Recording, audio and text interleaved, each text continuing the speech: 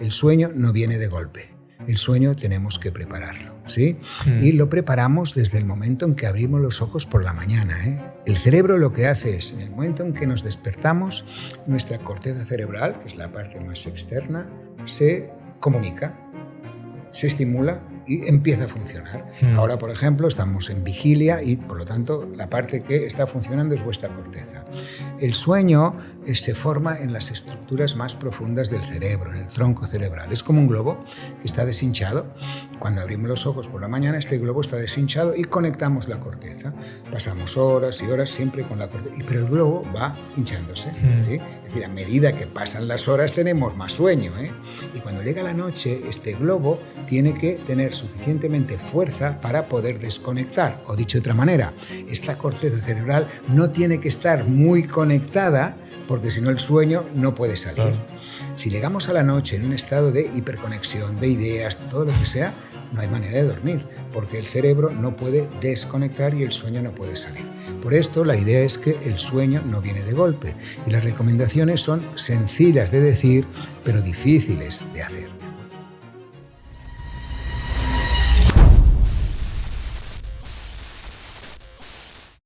Buenas chicos y bienvenidos a La Élite. Hoy tenemos el placer de charlar con una auténtica eminencia. Una persona que nos enseñó a dormir y que nos va a volver a enseñar a dormir. Una persona que nos hizo también llorar, incluso antes de que supiéramos que era llorar. Hoy con todos ustedes tenemos el placer de charlar con el doctor Edward Stiebel. Bienvenido, Edward. Encantado de estar aquí con vosotros, de veros tan jóvenes y con tanta energía. Y esto es porque dormís bien, ¿no? Alguien os enseña a dormir, ¿verdad? Totalmente. ¿Quién será? No, vuestras madres. Edward, nos has contado antes fuera de cámaras cómo empezaste en el mundo de la medicina. Quiero que lo cuentes porque es una anécdota graciosa. Todos son casualidades en la vida, ¿no? Yo siempre he pensado que son trenes, ocasiones que pasan por delante tuyo y tú las aprovechas. Mira, yo cuando tenía 16 años, yo vengo de una familia muy humilde, mis padres eran trabajadores de una fábrica, pero mi madre, que había pasado la guerra y con lo cual no tenía muchos estudios, apenas sabía escribir porque no fue a la escuela porque no había escuela durante la guerra, ella tenía una inteligencia emocional brutal, ¿no? Y entonces a mí, cuando yo tenía 16 años, me dijo, tienes que ir a aprender inglés. Esto era el año, imagínate, hablo del año 65 más o menos, ¿eh? Cosa que nadie en aquel momento se planteaba que su hijo hablara inglés, porque como mucho en las escuelas en nuestra época nos enseñaban el francés. Entonces yo le dije, no, yo ya estoy estudiando francés, yo no quiero aprender inglés. Y evidentemente mi madre me dijo, tú harás lo que yo te diga, que es lo que dicen las mamás cuando tienes 15 años, ¿no? Y bueno, ella se emperró en que yo tenía que aprender inglés y como eran muy humildes consiguió a través de unos curas que estaban en contacto con sacerdotes que había en Estados Unidos que hacían intercambio de estudiantes, ¿no? Y un estudiante americano vino a mi casa y yo fui a una familia de Estados Unidos. Allí era el año 66 y 67, que evidentemente vosotros solo habéis oído hablar y de muy lejos, era el movimiento hippie, era el movimiento intelectual más importante, la rebelión de los negros, era la guerra del Vietnam, había toda una serie de cambios sociológicos que esto en California era muy importante. De hecho, Estados Unidos, y ahora pasa lo mismo, ¿no? Hay mucha diferencia entre un estado y otro, ¿no? No tiene nada que ver la gente que vive a lo mejor en Wyoming o en Idaho, que es en medio, que la gente que vive en California o que viven en Boston o en New York. Entonces yo tuve la suerte de vivir este movimiento, esta escuela. Yo me integré totalmente en mi escuela y me integré de tal manera que empecé a hacer de todo. Yo tocaba la guitarra en la banda, yo jugaba a fútbol americano, pero claro, yo cuando vi que jugaban aquellas bestias, yo dije, bueno, hay uno que sale y chuta y después se va, pues yo seré ese. Entonces, yo jugaba de este, era muy pillo. Y una de las cosas, evidentemente, con 17 años y 18, que es cuando vive allí, pues me enamoré perdidamente de una cheerleader y como se me da bien el palique y demás, pues enseguida tuve muy buena relación con todos mis amigos americanos que todavía tengo ahora, porque después he ido muchas veces a estudiar allí. Entonces todo esto viene, te piensas que me he perdido, ¿no? Tú me has preguntado por qué he hecho medicina. No, siga, que no me he perdido, ¿eh? Sí, yo tengo un hilo conductor que te lo voy a explicar todo. No lo dudo. Vale. Total, que... Pero antes de seguir con el podcast, ¿te gustaría conseguir un puesto de empleo remoto en un sector con un 0% de paro y donde la media salarial va de 3.000 a 4.000 euros mensuales? Como ya sabrás, el coste de la vida en España e Hispanoamérica no para de subir. Las hipotecas, la cesta de la compra, la gasolina o simplemente salir a tomar algo, todo se está poniendo inaccesible por culpa de la inflación. Y aquí lo único que no suben son los salarios. La mayoría de la población tiene el mismo salario que hace 3 años, pero vive muchísimo peor. Vamos, que estamos perdiendo el poder adquisitivo. Quizá te hayas planteado conseguir un segundo empleo, intentar ahorrar en todos tus gastos o incluso mudarte a una zona más barata para poder llegar a final de mes.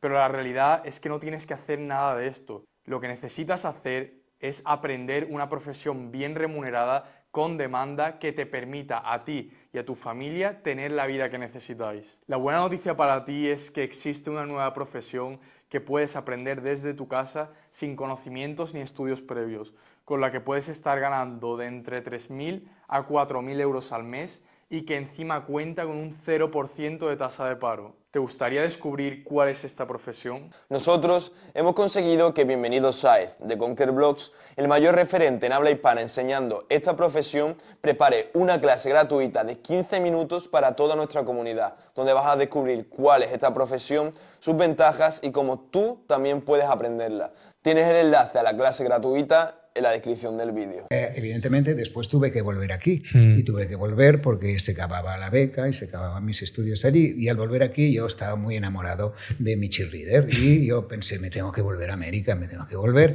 pero mis padres insistían en que yo tenía que estudiar algo, ¿no?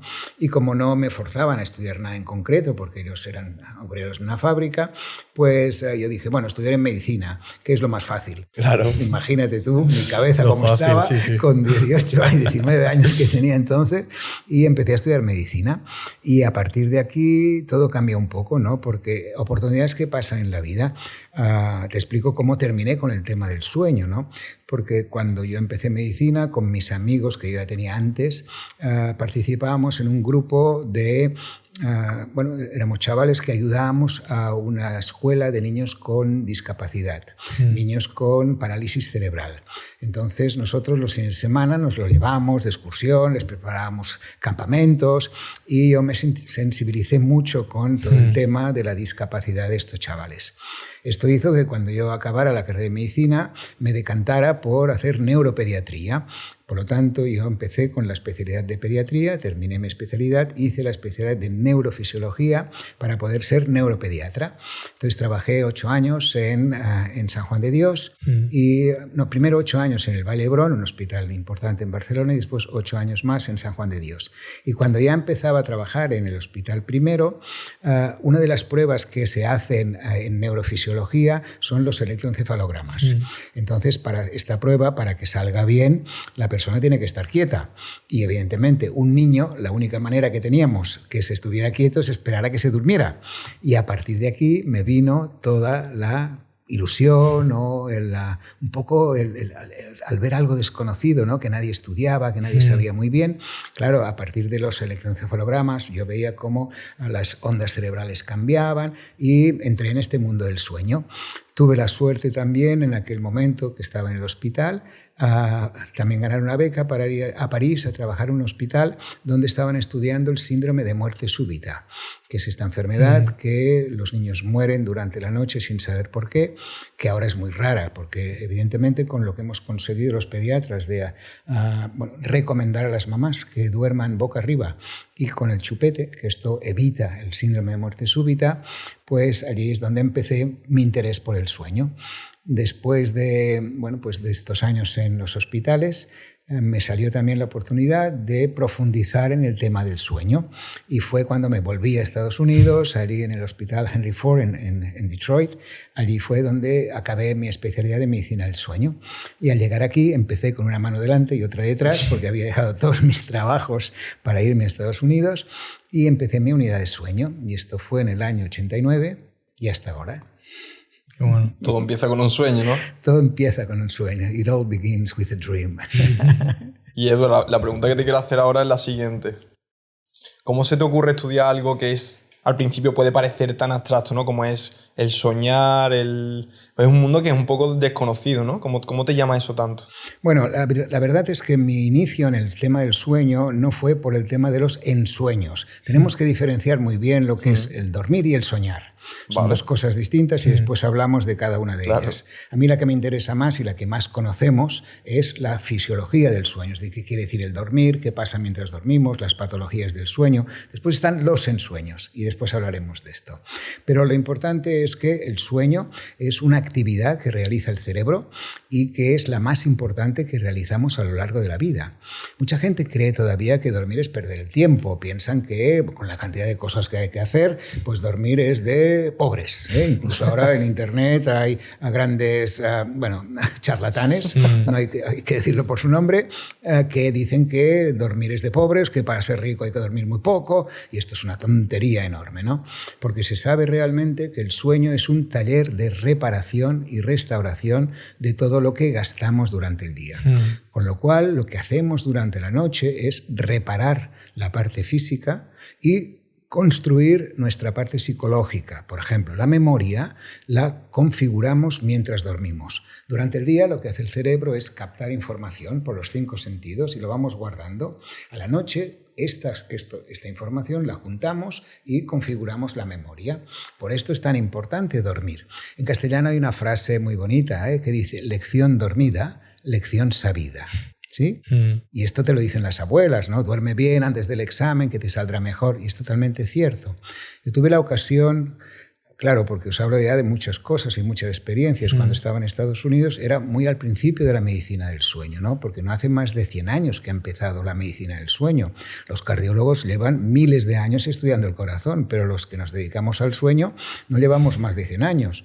Y yo tuve la suerte pues, de empezar hace 40, ¿no? Con lo cual tuve muchas ocasiones de participar en experiencias importantes, científicas todas, porque esto sí que os lo quiero decir. Todo lo que os explique no tiene nada que ver con mis opiniones personales. Yo no opino, ¿de acuerdo? No opino. Yo solamente os explicaré lo que la ciencia ha conocido y puede demostrar. Vale. Y lo haremos evidentemente en palabras muy fáciles, ¿no? Porque claro, ya sabes que los médicos a veces hablamos con palabras que parecen, bueno, pues esto, que no, jeroglíficos, ¿no? Peor que los egipcios. Pero es importante saber explicar las cosas con palabras fáciles, ¿no? Y os decía que yo he tenido muchas oportunidades de participar en estudios científicos y uno de ellos fue este. En Detroit se hizo un estudio clínico que consistía en un grupo de estudiantes de la universidad. Les explicábamos una lección. A la mitad de ellos les dejábamos dormir normal las 8 horas cada día y a los que habíamos escogido la otra mitad les despertábamos cada vez que entraban en una de las fases de sueño, que era la fase REM, es decir, les dejamos dormir menos. Al día siguiente pasábamos test para saber qué recordaban de lo que habíamos enseñado. Los que dormían bien recordaban un 80% de lo que habían aprendido. Los que les habíamos interrumpido el sueño, a los que no les habíamos dejado dormir, no llegaba al 30%. Imaginaros pues, la brutalidad que representa dormir bien y no dormir bien. De hecho, sabemos que es la función que realiza nuestro cerebro más importante a lo largo de nuestra vida. Porque si pensamos que viviremos hasta los 90 años, habremos dormido 30 años de nuestra vida, porque dormimos 8 horas cada día, que es lo que tenemos que dormir. Después os explico por qué. Pero realmente mucha gente dirá, hombre, dormir 30 años, digo, ¿pero qué es esto?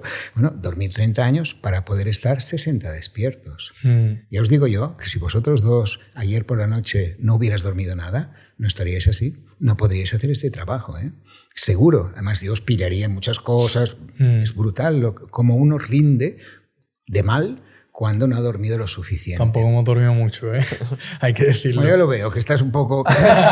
No te lo quería decir. Alicaído. No, es verdad. Pero el sueño es la actividad más importante. Entonces, al no conocer nada de esto, fue cuando mi interés se centró mucho en la parte científica de lo que es el dormir y el sueño y lo que representa. Pero, Eduard, ¿cuáles son los procesos que hacen que el sueño sea tan reparador? Bueno, sabemos exactamente que el sueño es un taller. La idea base, hay muchos procesos bioquímicos que entran, que no hace falta explicarlos porque tampoco a las personas les puede interesar mucho si os empiezo a hablar de distintos nucleótidos, palabras de estas raras que utilizamos los médicos. Lo importante es entender que el sueño es un taller de reparación. Reparación significa que durante el día hacemos un desgaste físico. Vosotros os movéis, vais para arriba, vais para abajo y hacemos un desgaste intelectual. Pues todo este desgaste, tanto físico como intelectual, lo tenemos que reparar de alguna manera. Tenemos que hacer algo para restaurar lo que vamos a necesitar al día siguiente. Porque claro, al día siguiente volveremos a necesitar fuerza para andar, ideas para pensar, ejecutar todas las cosas que son nuestros proyectos y ir adelante en la vida. Por lo tanto, esto es lo que significa el sueño. Entendiendo esta idea de que el sueño es un taller, entenderéis muy bien la otra pregunta que me tenéis que hacer ya. ¿Cuántas horas necesitamos dormir? ¿Sí? Porque os he dicho que dormimos 1/3 de nuestra vida. Entendiendo que el sueño es un taller de reparación, entenderéis muy bien que está en función de la edad. Es decir, un niño de 5 años que se mueve mucho, es decir, que gasta mucho el aspecto físico y que aprende mucho, es decir, que su memoria se está consolidando. Claro, este niño, el taller tiene que funcionar 11 horas y un niño de 5 años duerme 11 horas. Un adolescente que sigue moviéndose mucho, no tanto como un niño de 5 años, y sigue aprendiendo mucho, no tanto como un niño de 5 años, con 9 horas tiene suficiente. Y aquí ya le hemos liado, porque claro, si el Estivil dice, y no es el Estivil, sino que son los conceptos médicos, que un adolescente tiene que dormir 9 horas, tú verás que hay poquísimos adolescentes que duermen 9 horas. Entre otras cosas porque el adolescente es el grupo de edad que más menosprecia el sueño. Son los que más piensan que el sueño es perder el tiempo. Con la cantidad de TikToks que hay para mirar, la cantidad de Instagram que hay para mirar cómo vamos a dormir, ¿no? Esto es mentira, porque estos adolescentes van cortos de sueño. Ahora, esto tenemos mucha evidencia científica, O sea, son trabajos y trabajos que nos dicen que los adolescentes van cortos de sueño. Claro, si van cortos de sueño, al día siguiente tienen problemas de rendimiento escolar, tienen problemas de conducta. Fíjate si es importante el problema y la gente ahora ya está tan concienciada de esto que incluso en Estados Unidos ya están saliendo los primeros trabajos para apoyar la idea de que los adolescentes pueden entrar un poco más tarde en las clases. Y ahora, y esto seguro que sois conscientes, yo cuando era joven iba a la escuela como vuestros padres, las asignaturas más importantes, dijéramos, o más complicadas, que eran matemáticas, física, química, eran las de la primera hora de la mañana. Llegábamos allí, a las 9 teníamos mates, a las 10 teníamos física. Ahora no, ahora hasta las 11 de la mañana los chavales están dormidos, y los profes te lo dicen, no podemos enseñar nada porque no se enteran, hasta que no ha venido la pausa del patio o el primer break que tienen y se han podido beber una Coca-Cola, no funcionan estos chavales. Con lo cual es una evidencia que el número de horas de sueño que duermen los adolescentes es totalmente insuficiente. Y después pasamos a los adultos. ¿Qué pasa con los adultos? Los adultos también pensamos que un poco que dormir es perder el tiempo, ¿no? A medida que nos hacemos mayores ya no lo pensamos tanto, O sea, esto es un proceso evolutivo. Pero está demostradísimo que esta reparación que necesita el cerebro y la consolidación de la memoria, todos los procesos bioquímicos que tienen lugar mientras dormimos, necesitan un número de horas y para el adulto son 8 horas. Solo hay. Esto lo sabemos en porcentajes, claro, o sea, no hay una muestra que diga tú necesitas 9, tú necesitas 8, pero sí que sabemos que la media de la población adulta necesita 8 horas. Esto es el 80% de la población. ¿De acuerdo? Entre 7,5 y 8.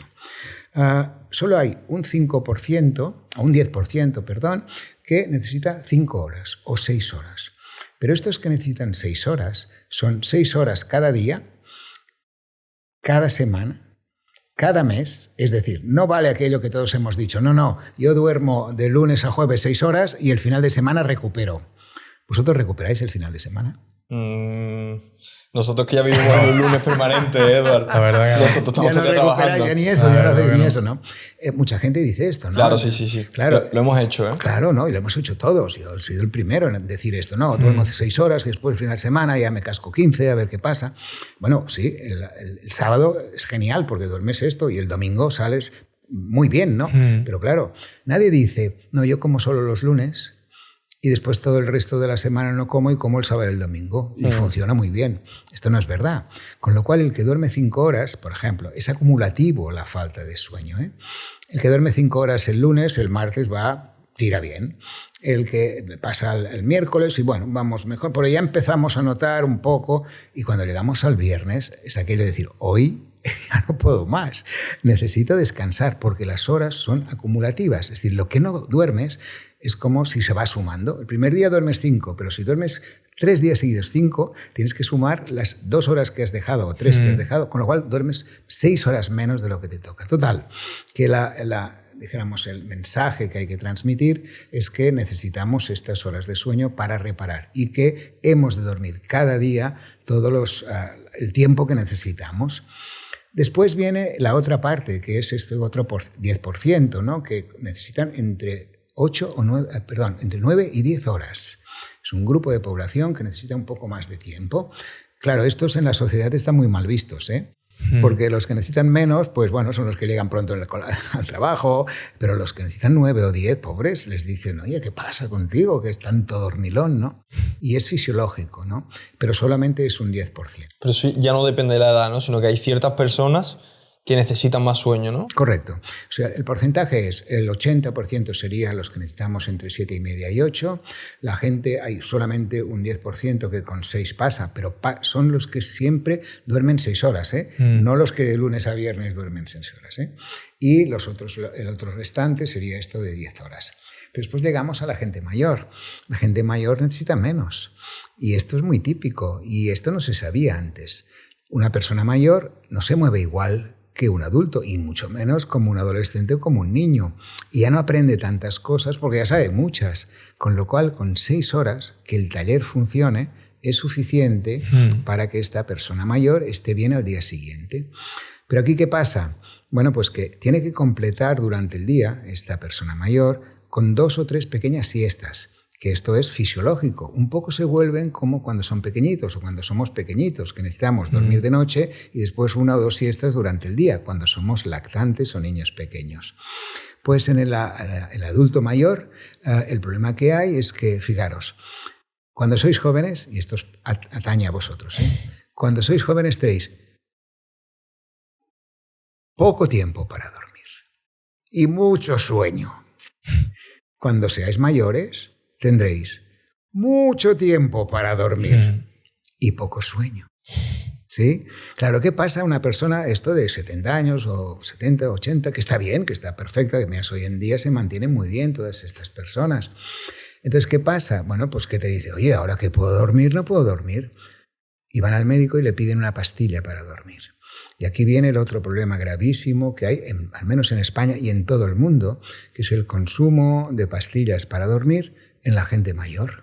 Y solamente explicándoles que con 6 horas tienen suficiente, muchas veces conseguimos que puedan dejar de tomar esta medicación. Porque esas personas se sienten cansadas, entiendo, o simplemente una percepción que tienen de que están durmiendo menos. Claro, imagínate que yo te explico que 6 horas es lo que necesita un abuelo perfecto, ¿no? Que esté bien, que no tenga ninguna enfermedad grave. Con 6 horas tiene suficiente. Pero le sucede otra cosa a las personas mayores, es que a las 8 de la noche ya lo han hecho todo. Han hablado con los nietos, han cenado, han visto un poco las noticias y se van a dormir a las 10 de la noche. ¿A qué hora se va a despertar? A las 4 de la madrugada.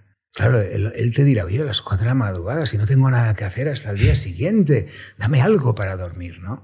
Y en cambio les decimos, no hace falta que se vaya a la cama a las 10 de la noche. Aunque se duerma un poquitín delante de la televisión, no pasa nada. Aguante un poco más y espere, por ejemplo, a las 12 de la noche. Si espera a las 12 de la noche, evidentemente, a las 6 de la mañana ya es una hora para él mucho más normal de levantarse, ¿no? Y entonces conseguimos que tomen menos medicación simplemente explicándoles esto.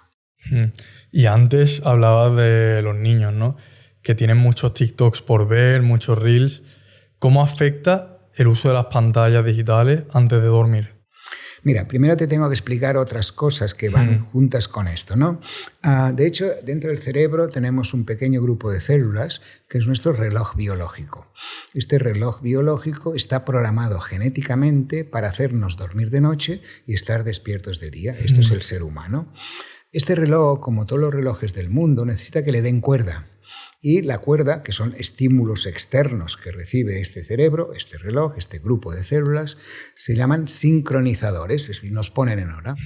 El sincronizador más importante es la luz y la oscuridad. Este cerebro está preparado para dormir de noche, sin ruido, sin luz, y está preparado para estar despierto, la vigilia, con luz, con estímulos, y esto es básico. Por esto tú no puedes hacer que una persona que tenga que trabajar de noche tenga que dormir de día. El sueño de día será horrible porque su cerebro no está recibiendo los sincronizadores que necesita para dormir. Esto es muy importante entender este efecto de la luz. ¿Qué hace la luz?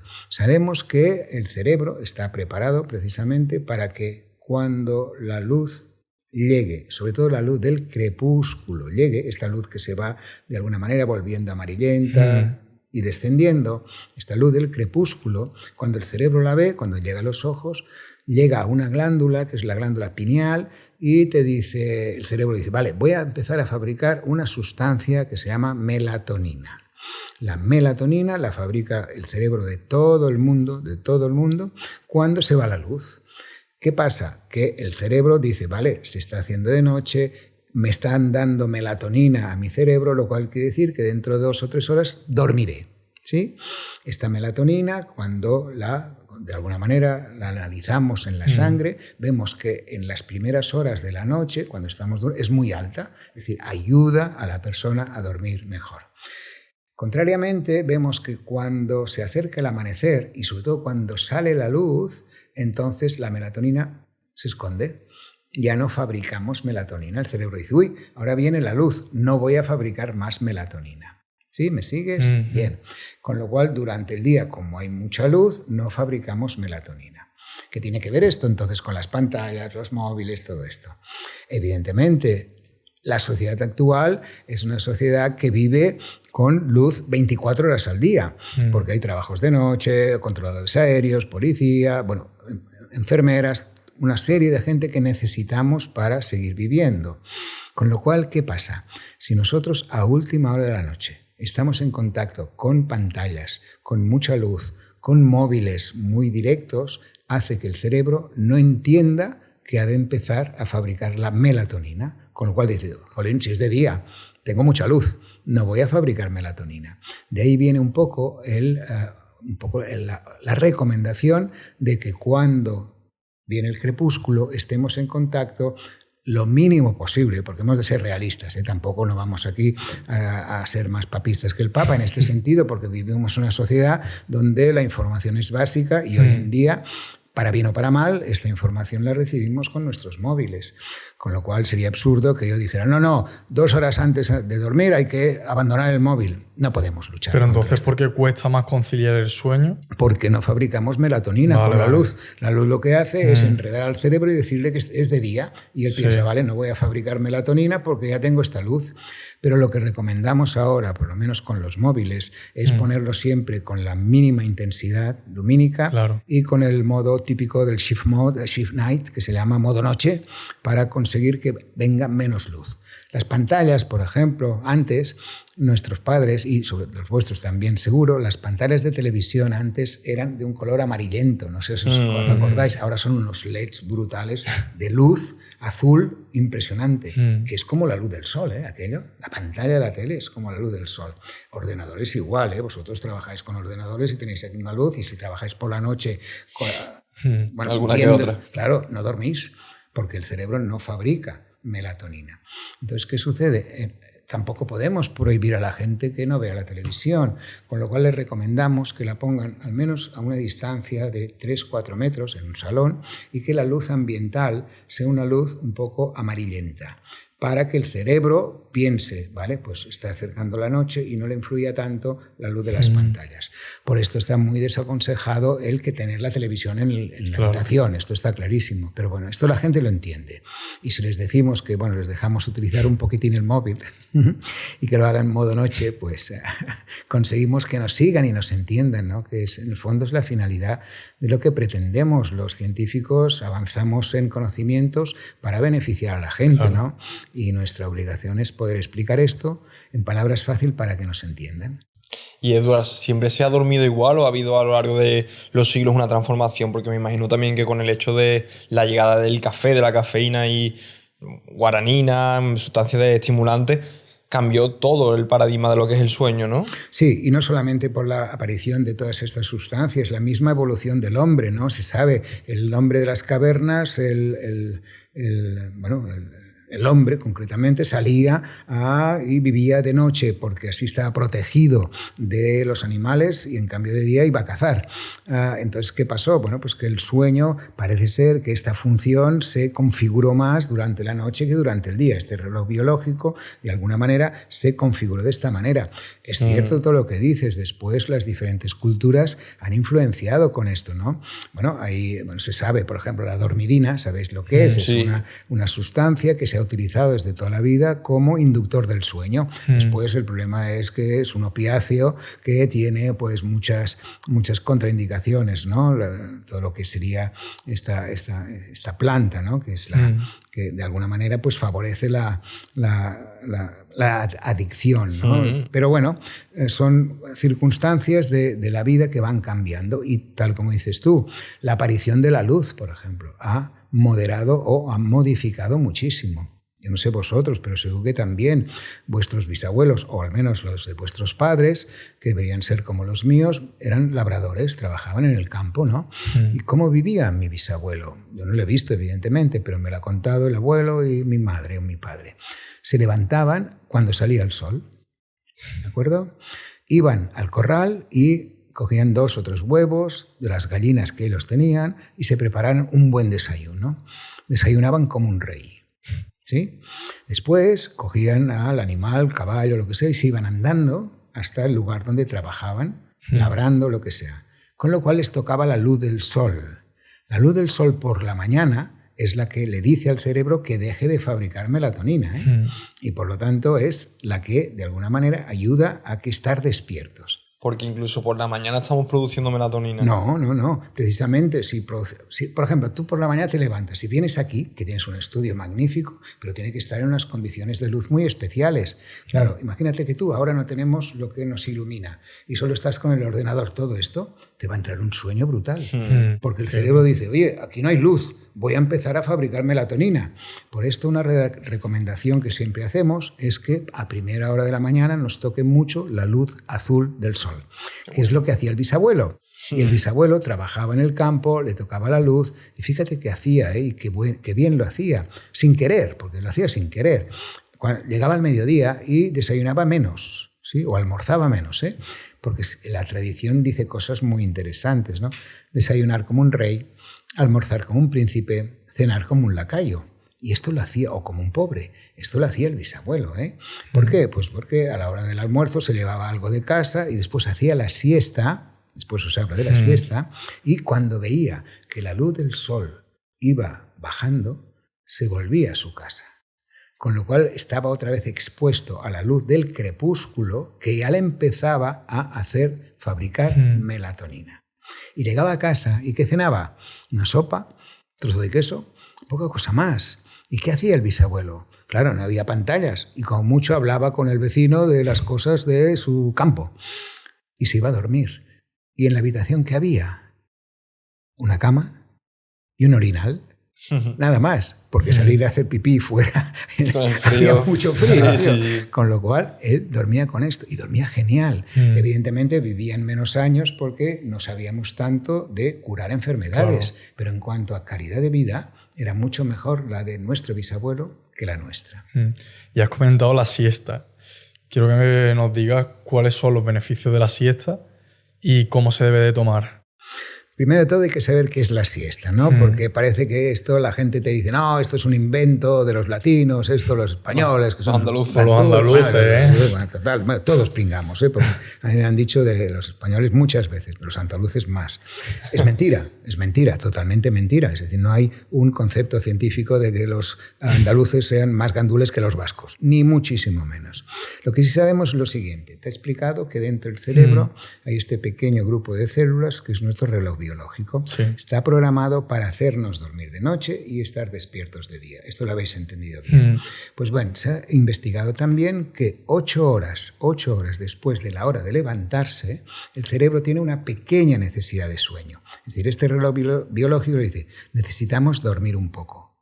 Este dormir un poco es 8 horas después de habernos levantado, ¿eh? ¿Eso a qué se debe, Edgar? Bueno, pues que la temperatura de nuestro cerebro tiene que bajar para poder dormir. Por ejemplo, por la noche, la gente que no enfría su cerebro, esto se hace sin querer, evidentemente, pero le pasa que tiene los pies fríos. ¿Lo has visto, eh? ¿Por qué hay gente que tiene los pies fríos y no puede dormir hasta que no se han calentado los pies? Porque la temperatura no ha bajado. Entonces se ha visto que este cerebro también baja un poco la temperatura 8 horas después de habernos levantado. Y es la necesidad de la siesta. Entonces la siesta tiene que ser corta, porque es un complemento de las 8 horas que has dormido. ¿De acuerdo? No es un sustituto de dormir poco, ¿sí? Porque mucha gente emplea la siesta como complemento por no haber dormido. Y es cuando se pegan 1 hora y media de siesta y se levantan peor de lo que se han acostado. Entonces la siesta tiene que ser el complemento de las 7 horas y media o 8 horas. Y ha de ser corta. ¿Y por qué corta? Porque cuando dormimos es como si bajamos los peldaños de una escalera. El primer peldaño es el sueño superficial, después viene el sueño profundo, que es donde descansamos físicamente, y después viene el sueño REM, se llama. REM porque se llama Rapid Eye Movement. Hacemos estos movimientos con los ojos, ¿ves lo que hago yo? Muevo los párpados y los ojos dentro. Esto es la fase REM. Pues bien, en una persona, el primer peldaño del sueño, que es el sueño superficial, que se llama, dura 15-20 minutos. Y es lo que tiene que durar la siesta. Porque si nosotros en la siesta, si la hacemos sobre todo porque hemos dormido solo 6 horas, en 20 minutos caeremos en un sueño profundo y allí no hay ni Dios que nos levante, o si nos levantan de una mala leche, no, la cabeza espesa, no me sirve de nada la siesta y todo esto. Y fíjate que al descubrir todo esto, que son conceptos científicos, los americanos que cuando pillan algo que es cierto, pues lo promocionan y parece que se lo han inventado ellos, sí, porque ahora la siesta parece que es patrimonio americano, ¿no? La siesta reparadora, esto es un invento americano, Power nap, ¿no? Claro, power nap, tonterías. Nosotros hace muchos más años. Fíjate que la cultura, dijéramos, nuestra ha seguido las necesidades del cuerpo y hace la siesta. La cultura anglosajona utiliza los estimulantes. ¿A qué hora se toman el café en Inglaterra? ¿A qué hora se toma el té? ¿Sí? A la hora del té. A las 4 de la tarde, ¿sí? 8 horas después de habernos levantado. Por lo tanto, la siesta ha de ser corta como complemento de lo que hemos dormido durante la noche. Solo hay una ocasión, que es en los trabajadores nocturnos, los que tienen que trabajar de noche y dormir de día. Estas personas sí que necesitan, o les recomendamos, porque de día no pueden dormir mucho tiempo, por más que quieran, no pueden dormir las 8 horas, porque no tienen estos sincronizadores que os decía, de la luz, el ruido, todo el cerebro está cambiado, con lo cual solo pueden dormir 5 o 6 horas. A este grupo de gente sí que les aconsejamos que 8 horas después de la hora que se han levantado, por ejemplo, si se van a dormir a las 8, se levantan a las 2 del mediodía, pues 8 horas después, antes de entrar al trabajo otra vez, hacen una siesta de 1 hora y media, que es lo que dura un sueño superficial, un sueño profundo y un sueño REM, porque esto se llama un ciclo de sueño. Dura aproximadamente 1 hora y media, 2 horas. Y esto lo repetimos a lo largo de toda la noche. Y la gente que duerme 8 horas hará 4 ciclos de sueño. Y Eduardo, vamos a hacer ahora, para toda la gente que nos esté escuchando, me gustaría que contaras un poco cómo sería para ti una buena rutina de sueño, que deberíamos de hacer antes de irnos a dormir. Bien, hay que entender un concepto muy claro y es que el sueño no viene de golpe. Hasta ahora pensábamos que podíamos estar trabajando hasta el último momento. Vosotros, por ejemplo, gente que empieza, que se le ocurra, que trabaja mucho y estáis hasta última hora de la noche. Entonces miráis el reloj, jolín, son la 1, tengo que ir a dormir. Os vais a la cama, esperando que el dios Morfea venga y os abrace y no dormís. ¿Sí? Vuelta y vuelta. Redondo, ¿eh? Bueno. Lo normal es que la persona que durante todo el día acumule mucha tensión le cueste mucho más dormir. Por lo tanto, la idea es la siguiente. El sueño no viene de golpe. El sueño tenemos que prepararlo. ¿Sí? Y lo preparamos desde el momento en que abrimos los ojos por la mañana. Este es un concepto muy novedoso. El cerebro lo que hace es, en el momento en que nos despertamos, nuestra corteza cerebral, que es la parte más externa, se comunica, se estimula y empieza a funcionar. Ahora, por ejemplo, estamos en vigilia y, por lo tanto, la parte que está funcionando es vuestra corteza. El sueño se forma en las estructuras más profundas del cerebro, en el tronco cerebral. Es como un globo que está deshinchado. Cuando abrimos los ojos por la mañana, este globo está deshinchado y conectamos la corteza. Pasamos horas y horas siempre con la corteza, pero el globo va hinchándose. ¿Sí? Es decir, a medida que pasan las horas tenemos más sueño. Y cuando llega la noche, este globo tiene que tener suficientemente fuerza para poder desconectar. O dicho de otra manera, esta corteza cerebral no tiene que estar muy conectada porque si no el sueño no puede salir. Claro. Si llegamos a la noche en un estado de hiperconexión, de ideas, todo lo que sea, no hay manera de dormir, porque el cerebro no puede desconectar y el sueño no puede salir. Por esto, la idea es que el sueño no viene de golpe y las recomendaciones son sencillas de decir, pero difíciles de hacer, ¿de acuerdo? La primera de ellas es despertarse y levantarse más siempre a la misma hora. Esto es muy importante porque es cuando recomendamos que pueden hacer un pequeño paseo, aunque sea andando hasta el trabajo, porque mucha gente dice, oye, yo voy justo. Bueno, pues si vas en transporte público, pues baja una parada antes del sitio donde vas. Y si vas en coche, pues aparca pues 1 kilómetro antes del trabajo para poder andar y poder tener este estímulo de la luz del sol. Después, muy importante, cuando llega la noche, es decir, cuando vemos el ejercicio, por ejemplo, muy recomendable, pero siempre a primera hora del día, porque lo sabéis muy bien, el ejercicio lo que hace es producir unas sustancias que se llaman endorfinas, y las endorfinas son precisamente estimulantes. Claro, os ha pasado seguro, quedáis para jugar un partido de pádel y habéis dormido poco y mal, y cuando te despiertas dices, jolín, ahora aquel está esperando y tengo que ir allí, me da una pereza horrible, pero tienes que ir porque te está esperando. Después de jugar estás con una sensación brutal de plenitud. ¿Sí? ¿Por qué? Porque has fabricado, has segregado estas sustancias que son las endorfinas.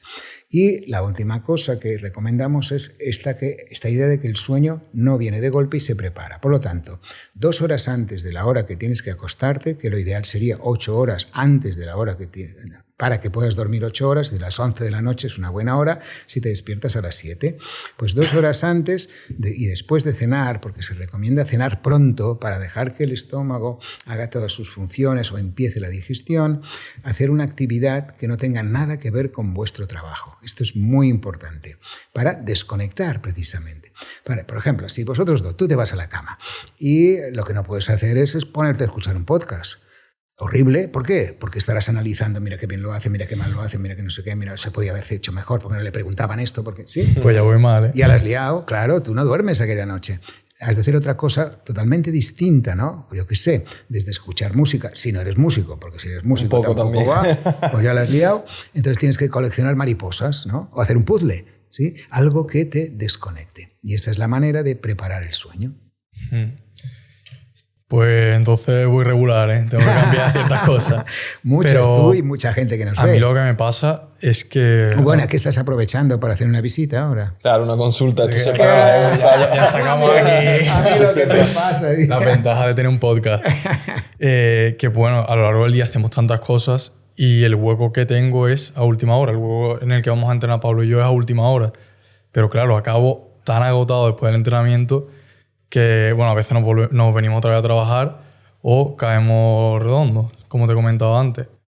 Sí, pero nunca es lo suficientemente reparador. Él lo sabe bien porque ha sido entrenador personal en este aspecto y tú también porque practicas deporte, pero el deporte que fabrica endorfinas... Mira, las endorfinas, estas sustancias, no solo se fabrican con deporte, también se hacen con la actividad. Por ejemplo, si ahora estamos grabando hasta las 10 de la noche con esta energía, con esta fuerza, No nos Nadie vamos a duerme, poder claro. dormir antes de las 2.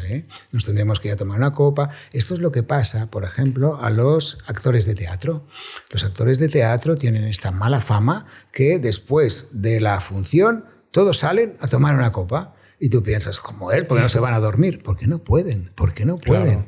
Porque necesitan desconectar, porque mientras hacen su actuación, su obra, lo que sucede es que de alguna manera están desarrollando o están fabricando endorfinas, que es esta sensación. Pero esto no solamente vosotros, no los actores, por ejemplo, los deportistas. Nosotros, uno de los trabajos que hacemos, y mucho, es asesorar a deportistas para que rindan mejor. Bueno, para que lo sepáis, jugadores importantísimos tienen coach de sueño y les ayudan a dormir. Por ejemplo, Messi duerme 11 horas, Cristiano Ronaldo dormía 11. Sí, claro, porque el sueño es reparación. Y entre lo que duermen de noche más las siestas se van a esto. Y lo saben perfectamente que como gastan tanto, claro, porque un deportista, aunque parezca que sea algo, bueno, pues mira, que se lo pasan, ¿no? Y cuánto dinero ganan. Bueno, es muy duro, ¿no? Y hay que prepararse duro y duro. Pero ellos necesitan dormir para estar bien al día siguiente. Y por esto, los deportistas de élite, cuando juegan un partido, o no de élite, da igual, si vosotros os vais a jugar un partido de pádel o un partido de fútbol sala con 10 amigos más, 5 y 5, pues aquella noche no dormís ninguno de los 10 hasta las 2 de la madrugada. Y aunque cuando uno es joven y va muy cansado, se duerme enseguida, el sueño no es igual de reparador. ¿Y cómo sabemos que un sueño es reparador? Muy bien, esta es la buena pregunta que va después. Es muy fácil saberlo. La única manera que tenemos es saber cómo estamos al día siguiente. Tú me puedes decir, mira, yo, Eduardo, pues por mi constitución, por lo que sea, duermo 6 horas y media o 7, pero al día siguiente estoy de fábula, tengo ganas de hacer cosas, estoy con empuje. Llego a la noche y si este colega me llama y me dice, oye, tengo una idea, que nos vamos a tomar algo y hablamos, venga, sí, vamos. Pero si llegas a la noche y este colega te dice, vamos, que tengo una idea, y te digo, hostia, tú, tío, que no puedo, que ya llevo aquí desde las 7 de la mañana andando y pensando, significa que las horas de reparación del sueño no han sido suficientes. O sea, es muy fácil saberlo, en función de cómo estás durante el día. Claro, la gente que duerme poco y mal, los que tienen insomnio, por ejemplo, son gente que al día siguiente tienen consecuencias físicas y consecuencias psíquicas. Están muy cansados, están con somnolencia, están irritables, de mal humor, falta de concentración, tristeza. Todo esto son consecuencias de mal dormir o dormir poco. ¿Y cómo se puede curar el insomnio? Porque yo entiendo que para una persona que lo tenga eso tiene que ser horroroso, ¿no? Es horroroso, es horroroso. Mirad, en medicina del sueño, las patologías que tenemos o las alteraciones, les llamamos, la mayoría de ellas, les llamamos, son situaciones que son síntomas. Síntomas quiere decir que es algo que nos pasa, pero siempre hay una causa que lo provoca. Por ejemplo, la fiebre es un síntoma. Si tú tienes fiebre, lo primero que haces es ver de dónde te viene la fiebre. Aquí pasa exactamente igual. Si tú tienes un insomnio, es un síntoma. Hoy en día sabemos que hay más de 40 causas que provocan insomnio. 40. Y, evidentemente, si uno duerme mal, lo primero que hemos de hacer, y es lo que hacemos en nuestra consulta, es hacer una historia clínica, es decir, ver de dónde viene la causa que le provoca el mal dormir. Te explico algunas, y algunas son muy conocidas. La persona que toma 10 cafés y 10 colas dormirá mal. La persona que toma cocaína o anfetas dormirá mal. La persona que trabaja de noche y tiene que dormir de día dormirá mal. La persona que tiene enfermedades, por ejemplo, gente que tiene reuma, gente que tiene problemas de tiroides, gente que tiene problemas psiquiátricos, gente que tiene problemas neurológicos, Alzheimer, todo esto son causas de mal dormir. Pero hay una que es la más prevalente, es decir, la más común, que no es una enfermedad, que es la consecuencia de cómo vivimos el día y este día influye en nuestra noche. ¿Sí? Esto es básico y esto también es muy nuevo porque no se conocía antes, ¿no? Entonces, en función de cómo vivimos el día, tendremos un tipo de sueño y otro, porque en realidad el sueño lo empezamos a preparar, tal como os he dicho antes, con todas estas normas, en el momento que abrimos los ojos por la mañana. Entonces, hay gente que es gente muy normal, pero que suelen ser de una personalidad bastante típica, muy frecuente. Son personas alegres, animosas, con ganas de hacer cosas, con empuje, con ilusión. Esta es la parte positiva.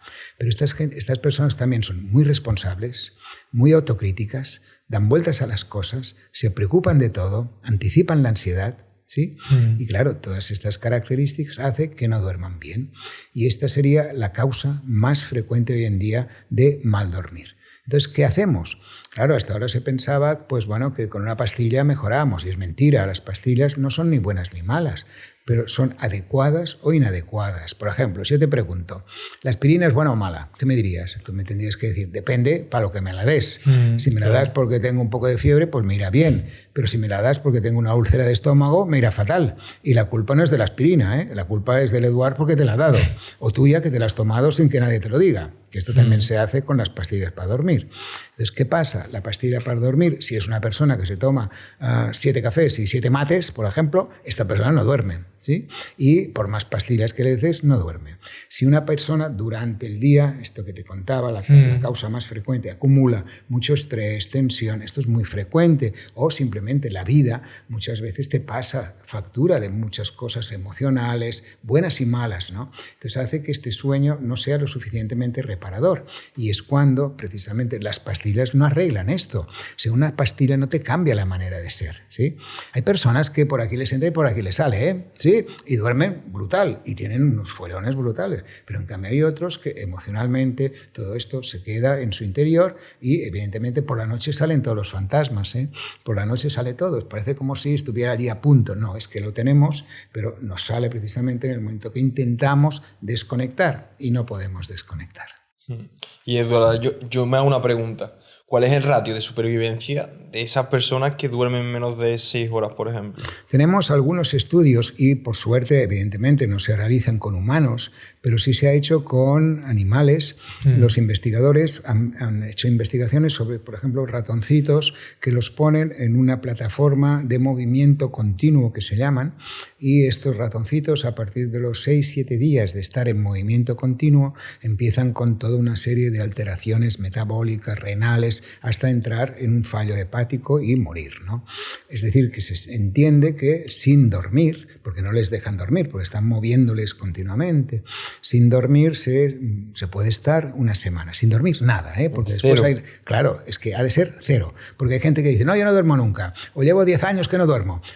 No es verdad, no es verdad, ¿sí? Rotundamente, no es verdad. Se puede dormir poco, a veces se puede dormir más superficialmente, a trocitos, la persona igual nota que no duerme, pero duerme algo más de lo que él piensa, con lo cual, siendo radical y diciendo, no, yo no duermo nada porque lo oigo todo. No, no. Si tú estás en la cama y siempre duermes un poquito. Total, que estas personas, te decía que en personas no se ha investigado esto, ¿no? Pero desgraciadamente los nazis torturaban a los judíos con esta tortura, no dejándoles dormir. Y evidentemente al cabo de 4 o 5 días entraban en este proceso de descomposición mental, en el sentido en que no eran ellos y morían por falta de sueño.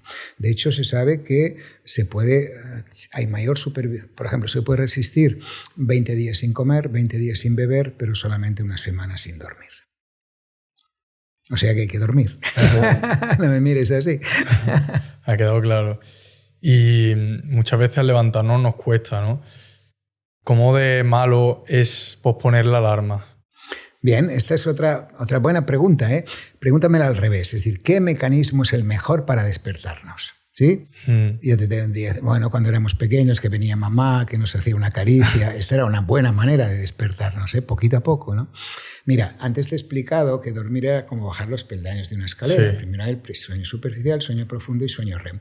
Para despertarnos sucede lo mismo, pero al revés. Pasamos de un sueño más profundo a un sueño más superficial y a despertarnos. En verano, que no tenéis una hora fija que levantaros, el despertar se produce de esta manera. De golpe, abre los ojos y os encontráis de fábula. No ha habido ningún elemento externo que haya influenciado en vuestro despertar. Es decir, no os cortan esta subida de peldaños. ¿Correcto? ¿Qué pasa? Bueno, pues que con la sociedad moderna necesitamos una hora para despertarnos, necesitamos un momento para ir al trabajo y utilizamos sonidos. ¿Sí? Porque la mamá ya no viene a despertarnos, ¿no? Bueno, a ti no te viene, ¿no? La mamá o qué, ¿no? Puede ser la novia también, pero no sería bueno, ¿eh? No sería bueno. No, pues entonces no dormiría ella ni nada. La alarma, vamos a dejarlo ahí. Exactamente, no entremos en detalles, ¿no? De cómo te despierta la colega, ¿eh? Ya hablaré yo con ella. Todo por la ciencia, Eduardo. Hablaré yo con ella. Exactamente, o sea que utilizamos un ruido, ¿sí? Utilizamos un ruido. El ruido, evidentemente, no sabe a qué hora o en qué momento estás del peldaño que estás subiendo, con lo cual, si te pilla en un sueño más superficial, el despertar será más o menos, si te pilla en un sueño profundo, es aquello de apretar el snooze otra vez, 10 minutos más, horrible, horrible. ¿Cuál es el despertador ideal? Primero de todo, el que hace el propio cuerpo cuando tiene tiempo para dormir, que es el de verano. Pero esto, evidentemente, no pasa a todo el mundo, claro, ni cada día. Entonces, el segundo mejor es el de la luz. Hoy en día existen despertadores de luz. La luz se sabe que, como cuando amanece, la luz viene poquito a poco, entonces hay unos despertadores de luz que durante 20 minutos van aumentando la intensidad de la luz hasta que llega a ser tan fuerte que te despierta. Cuando se lo dices a la gente, dicen, no, a mí no me despierta la luz, yo duermo con luz. Mentira, mentira. La luz del sol te despierta, sobre todo si viene poquito a poco. Entonces hay despertadores de luz. Las casas comerciales, como ya saben que la gente se va a quejar, ¿qué pasa si no me despierto? Al final ponen como unas campanillas y unos pajaritos para despertarse, pero nunca los necesitan. Despertador de luz sería lo más indicado para despertarse de una manera más fisiológica, más tranquila. Y Edward, cuando hablamos de, por ejemplo, los sueños, como has dicho antes, Llano, el ensueño, ¿no? Correcto. ¿Qué papel tiene el ensueño en haber descansado o el hecho del dormir de manera cotidiana? Bien, dentro de lo que es el dormir, ya os he explicado que hay un peldaño que es la fase REM, R-E-M. Allí es donde se producen los ensueños. ¿Qué sabemos de los ensueños? Los ensueños no sabemos mucho científicamente, no mucho. Sabemos por las opiniones que tuvo un señor muy influyente, que era Sigmund Freud, que él dijo toda una serie de cosas sobre lo que le parecía que eran los ensueños. Bien, esto es respetable, es opiniones, ¿correcto? Y todavía los científicos no hemos podido entrar más en profundidad y en demostrar, por ejemplo, qué significa soñar en una cosa concreta. ¿Sí? Si tú me dices, hoy he soñado que he estado en un pino cogiendo uvas, ¿qué quiere decir esto? Después te explico qué quiere decir, pero no lo sabemos científicamente. Entonces, ¿qué es un ensueño? En este peldaño de sueño REM, que es un sueño activo, es un sueño que es donde hablamos, decimos palabras, es donde nos movemos más, es cuando respiramos incluso un poco descompasado. Es allí donde se producen los ensueños. ¿Y qué es un ensueño? Un ensueño es una historia que organiza el cerebro cuando está durmiendo. ¿Qué quiere decir esto? Fijaros, vamos a estar despiertos, la vigilia, ahora en este momento. ¿Qué hace vuestro cerebro? Está captando información por vuestros 5 sentidos. Y aquí dentro entra lo que oís, lo que veis, lo que oléis, lo que tacto. Todo esto entra en vuestro cerebro. Son pedazos de información que guardáis, pero también entran emociones. ¿Correcto? Si estáis contentos, si estáis tristes, si estáis estresados, todo esto entra en vuestro cerebro. Cuando necesitáis esta información que tenéis, vuestro cerebro tiene la capacidad, atención a esta frase, de ir a buscar lo que tiene guardado y juntarlo coherentemente. Juntarlo coherentemente. Por ejemplo, si os pregunto, ¿qué habéis hecho antes de venir aquí? Tú me dirás, te he venido a buscar, hemos ido a la calle, había un poco de tráfico, no llovía, ¿sí? Me explicas la historia coherente. Cuando soñamos, el cerebro, que tiene toda esta información dentro, que son informaciones que ha oído, ha visto, ha pensado, todo lo que tenemos dentro, con emociones, forma una historia. Y esta historia es el ensueño, pero ha perdido la capacidad de juntar de una forma coherente esta información. ¿Queda claro? Por esto los sueños son tan reales, porque son pedazos de información que tenéis, pero que no ligan unos con otros. Podéis soñar, cuando erais pequeños, con él, una persona que habéis pensado que vendrá al programa, lo que sea. Y piensas, ¿pero por qué pienso esto tan raro? Pero si es tan real, ¿no? Bueno, es real porque son informaciones, pero no podemos explicar por qué el cerebro las ha juntado de esta manera. Y además, en esta configuración de historias, los ensueños, mezclamos emociones. Cuando estas emociones no son importantes, dijéramos, no te estresan, bueno, piensas que raros, ¿no? Son raros, estaba paseando por las nubes, bien, paseando por las nubes, bien. Pero otras veces son, no llego al tren, se me escapa el ave, tengo el avión, ¿sí? Hay ansiedad mezclada con estos ensueños. Cuando se mezcla la ansiedad, se producen lo que se llaman las pesadillas. La pesadilla es un ensueño con ansiedad. Y la otra característica muy típica de los ensueños es que casi nunca sabemos cómo terminan. ¿Os habéis dado cuenta de esto? ¿Soñáis algo? No sabes si has llegado al tren, ¿eh? Que no, solo piensas que lo pierdo. Y se termina porque te despiertas. Para recordar un ensueño nos tenemos que despertar. Si no nos despertamos, no lo recordamos. Hay gente que dirá, yo nunca sueño. Mentira. Es que nunca se despierta en este peldaño REM. O porque la configuración de tus sueños no conlleva ansiedad y por lo tanto no te despiertas. La gente que tiene pesadillas se despierta mucho. Y te dice, sueño mucho, y además con pesadillas. Y la otra característica de un ensueño es esta que te decía, nunca sabemos el final y para recordarlo nos tenemos que despertar. Y es imposible, al menos no tenemos la evidencia científica todavía de cómo interpretar estos sueños. Lo que te decía antes.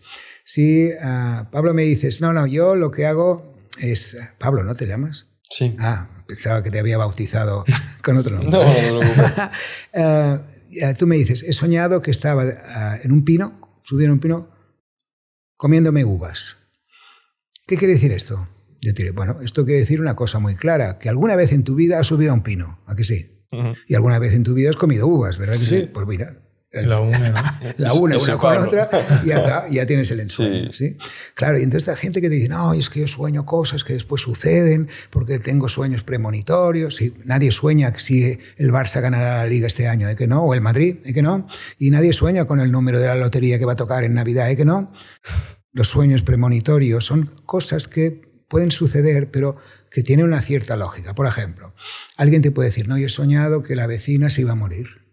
Y va y se muere. Claro, pero es que la vecina tenía un cáncer que hacía 6 meses que estaba en tratamiento y esta pobre mujer, la vecina, ya pensaba, pobre mujer, se va a morir y un día se muere. Claro, esto no es un sueño premonitorio, ¿no? En realidad hemos de ser muy conscientes con todo esto de la interpretación de los sueños, porque ¿sabes qué pasa? En la ciencia, cuando uno no tiene respuestas para todo, es muy fácil que otras personas vengan y opinen. ¿Sí? Pues yo opino que si te caen los dientes quiere decir que te vas a morir. Pues sí, pues, y no te mueres. Te caen los dientes porque tienes una caries y ya está, no pasa nada. Por lo tanto, hemos de ser un poco precavidos cuando... y hay gente que le gusta estas cosas, ¿no? Te puede interpretar los sueños, igual que leerte la mano y todas estas cosas. Bueno, yo en esto soy muy respetuoso, pero no entro. Y evidentemente, científicamente no tenemos explicación. Y Eduardo, todo el mundo está hablando ahora de un fenómeno que al parecer es más común de lo que nos pensamos y es la apnea del sueño. Uh-huh. ¿Cómo de común es y cómo podríamos detectarla? Bien, esta es una alteración del sueño, es una patología del sueño y tiene que ver con nuestra respiración. Uh-huh. Por ejemplo, ahora que me estáis escuchando, lo que sucede es el aire entra por la nariz, pasa por detrás de vuestro paladar, atraviesa el cuello y penetra en los pulmones. Lo hacemos así muy fácil para que nos entienda toda la gente. La nariz, el paladar, el cuello es una cañería y por esta cañería entra y sale el aire para llenar una botella que son nuestros pulmones. ¿Sí? Esto es la respiración. Esta cañería, la nariz, el paladar y el cuello, a excepción de los huesecitos de la nariz, son músculos, es una musculatura, con lo cual la musculatura cuando estamos despiertos tiene fuerza, tono muscular. ¿Por qué ahora os aguantáis así? Porque tenéis tono muscular en vuestro cuerpo. Pues esta estructura, cuando estamos despiertos, está bien abierta, con lo cual el aire entra y sale sin hacer ningún ruido. Por ejemplo, si ahora yo callo, ¿por qué no roncáis? No se oye nada. ¿Sí? ¿Por qué no se? Podríamos estar al cine los 3 o 2 horas y no pasaría nada. No oiría ningún ruido yo. Y fijaros en otra cosa. Mira Pablo cómo me escucha. Mira Gonzalo cómo me escucha. Con la boca cerrada. Y os diría, ¿por qué me escucháis con la boca cerrada? ¿Por qué no abrir la boca para escucharme? Tú, mira, tío, porque con claro, con esto tengo bastante para oírte.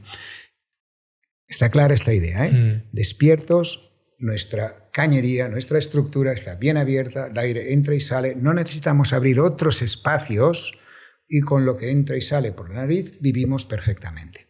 Entonces sabemos que hay un grupo de gente, por unas características sobre todo anatómicas, que cuando se duermen esta estructura pierde fuerza y se cierra. Al cerrarse, el aire, que ha de llenar la botella siempre, tiene que hacer más fuerza para entrar, con lo cual hace vibrar las cuerdas bucales y aparece un sonido. Y este sonido es este. Yo estoy despierto, no hago ningún ruido, pero a la que me viene el sueño, se me van cerrando los ojitos, se me va cerrando esta estructura y empiezo.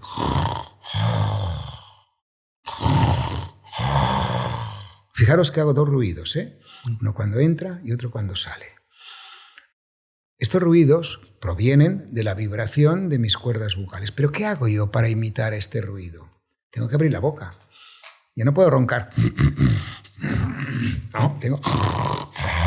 ¿Sí? ¿Y por qué abro la boca cuando ronco?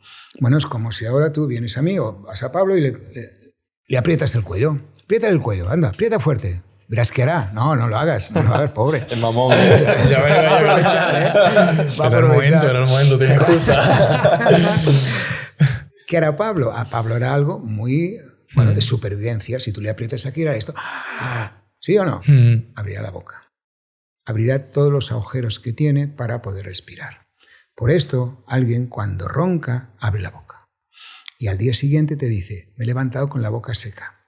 Me he levantado porque he bebido muchas veces agua durante la noche. Y esto es solo el principio. Pero este cierre, a lo largo de la noche, puede ir aumentando el cierre, es decir, puede ir cerrándose más. Y el ruido cambia, y te lo imito. Despierto, yo no hago ruido.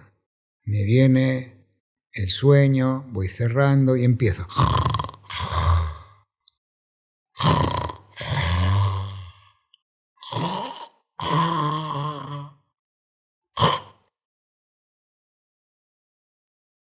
Y aquí me estoy muriendo, Esto es un paro respiratorio, porque se me ha cerrado totalmente el paso.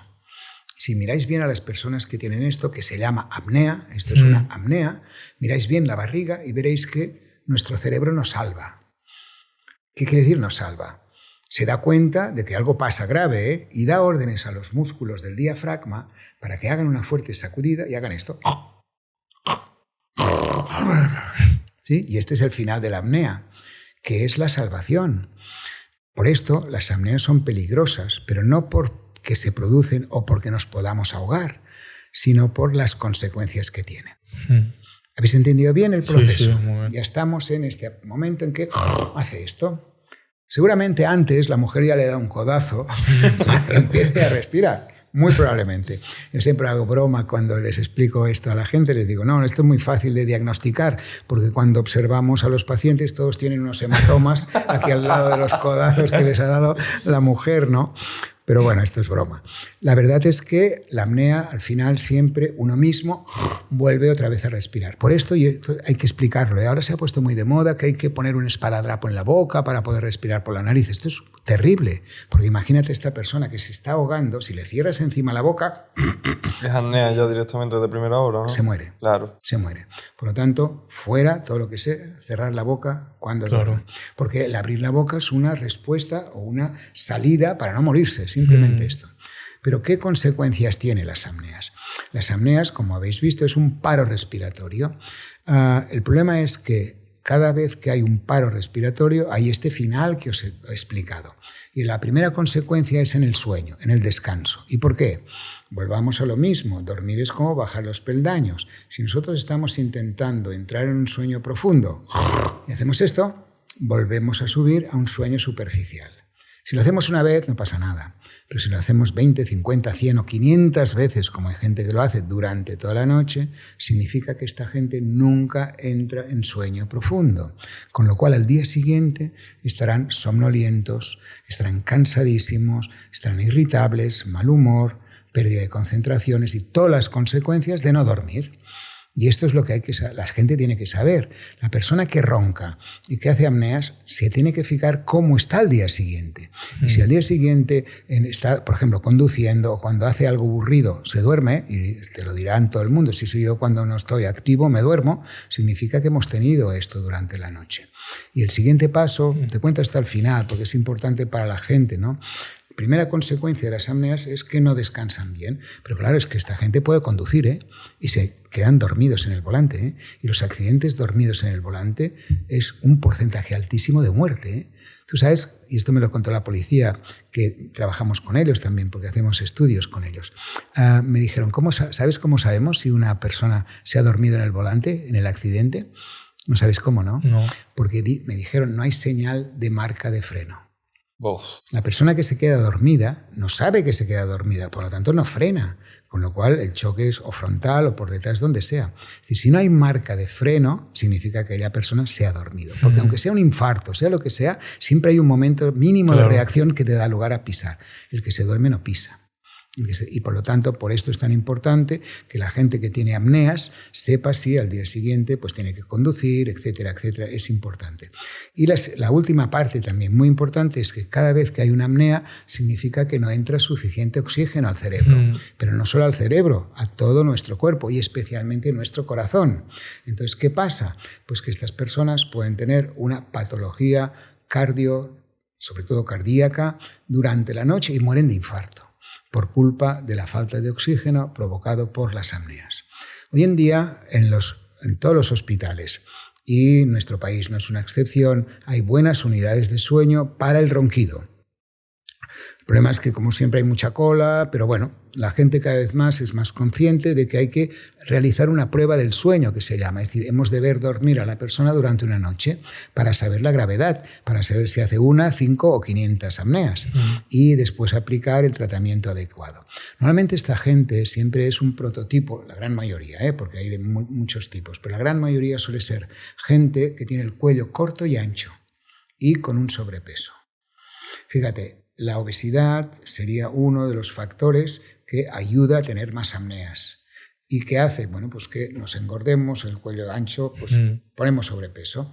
Fíjate que los hombres, sobre todo, cuando ganamos peso siempre nos quejamos de lo mismo, que no nos abrocha el botón de arriba del pantalón y el botón de arriba de la camisa. ¿Cierto? ¿Por qué? Porque la grasa se pone en la barriga y en la musculatura del cuello. Si ellos ya tienen la tendencia genética de que este cuello se cierre o se cierra, si ponemos peso todavía se cierra más. ¿Vale? Por esto, una de las situaciones que siempre preguntamos o explicamos que puede influenciar en la presencia de apneas es el sobrepeso y sobre todo la fisonomía. Podéis ir por la calle y lo veréis, pues gente, un cuello así ancho, pequeñitos, gordos, ronca seguro y tiene apnea seguro. Si lo lleva escrito aquí arriba, ¿y cómo te llamas? José, apnea del sueño. Tú lo vas viendo por la calle, ¿no? Tú ronca, tú diagnóstico clarísimo. Bueno, es el hábito de ver muchos pacientes. ¿Y los ronquidos se pueden curar, por decirlo así? Bueno, hay que saber cuál es el motivo. Por ejemplo, un ronquido puede ser simplemente porque tienes un resfriado y aquellos días pues tienes una obstrucción nasal. Bien, este es un ronquido que se puede curar.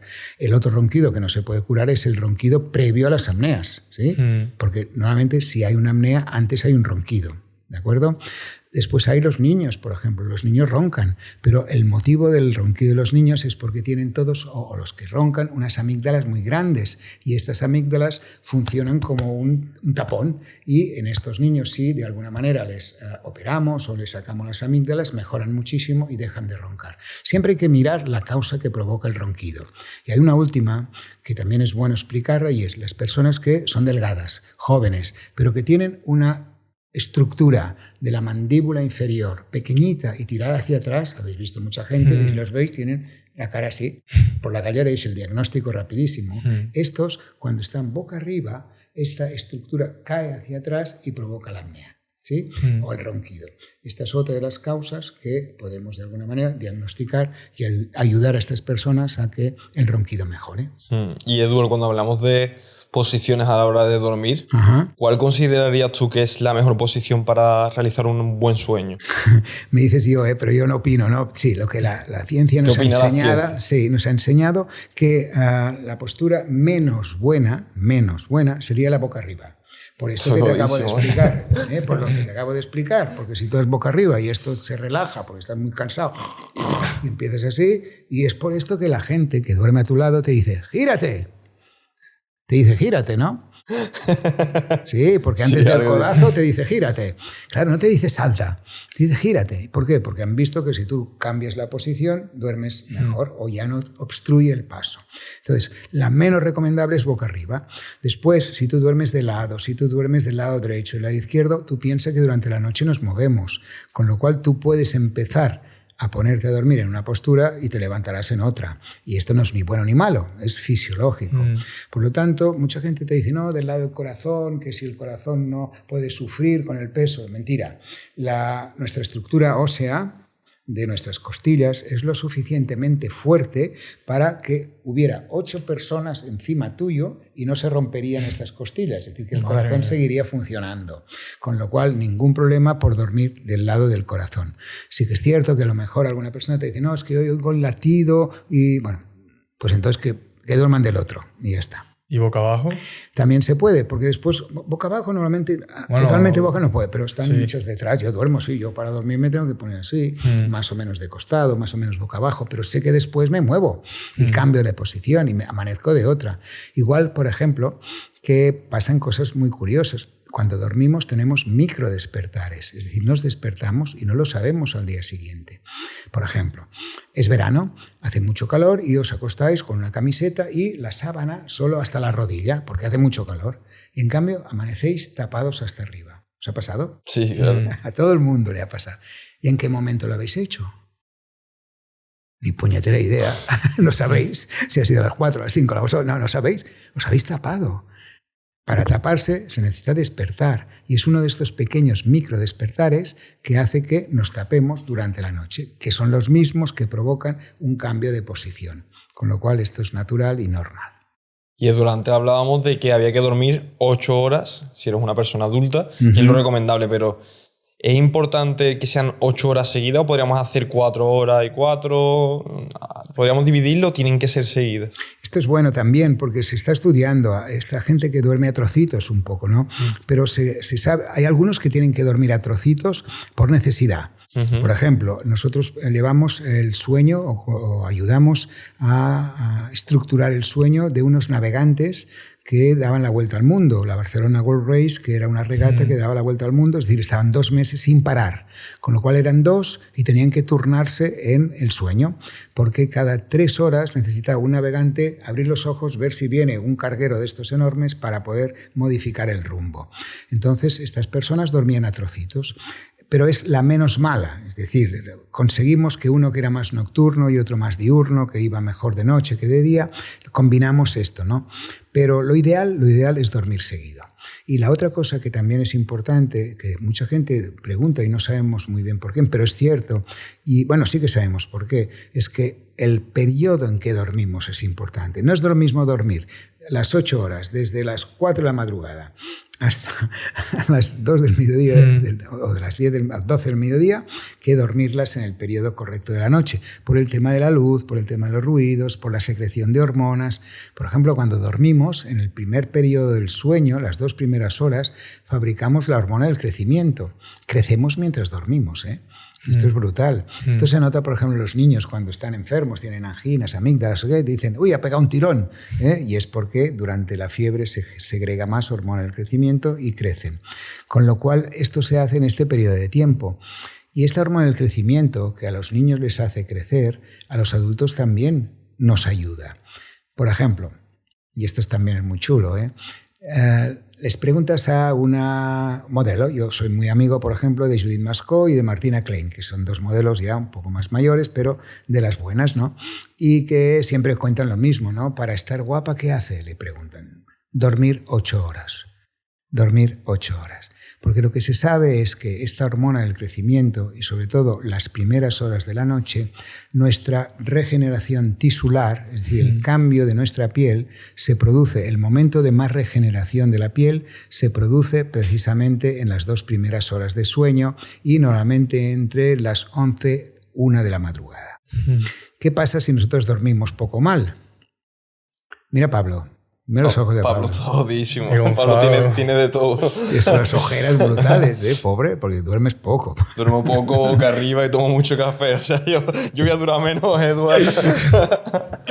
Pues esta es una de las cosas que sabemos hoy en día. Es decir, la regeneración de nuestros tejidos se hace cuando dormimos. Por esto la gente cuando duerme mal hace mala cara.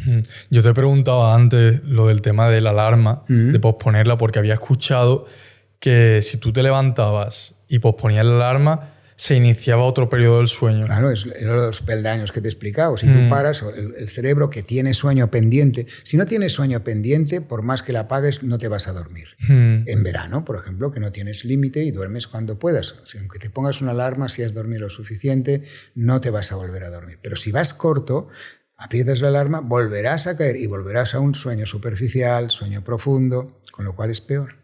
Si lo pones 10 minutos... Si lo pospones 10 minutos... Entras en sueño, porque estás muerto, claro. Si vas corto de sueño, siempre entras en sueño. No es recomendable.